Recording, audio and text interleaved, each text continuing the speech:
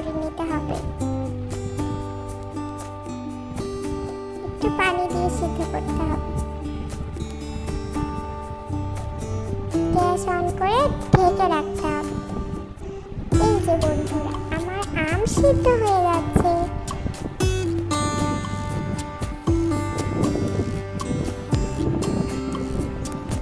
আমার আম সিদ্ধ হয়ে গেছে, এখন আমি নামিয়ে ফেলবো।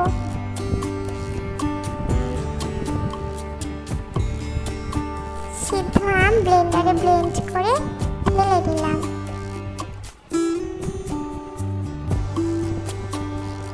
এটাতে আমি চিনি, লবণ এবং মরিচের গুঁড়ো দিব।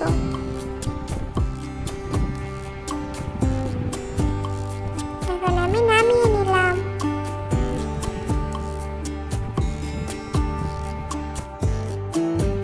দেখো বন্ধুরা, কালারটা কত সুন্দর এসেছে।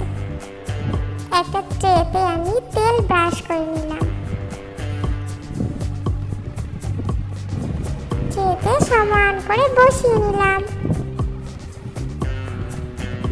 বন্ধুরা, এটা শুধু টক আমসত্ত্ব। এটা সারা বছর চটপটি ফুচকায় ব্যবহার করা যায়। আমি টক এবং টক ঝাল মিষ্টি আমসত্ত্ব বানিয়েছি। দেখো বন্ধুরা, আমার আমসত্ত্বগুলো আমি এখন শুকোতে দিয়েছি। আমসত্ত্বগুলো শুকনো শেষ হলে আমি এগুলো ছোট ছোট করে কেটে কাচের বয়ামে সংরক্ষণ করব। পরের ভিডিও পেতে আমার চ্যানেলটি সাবস্ক্রাইব করো বন্ধু।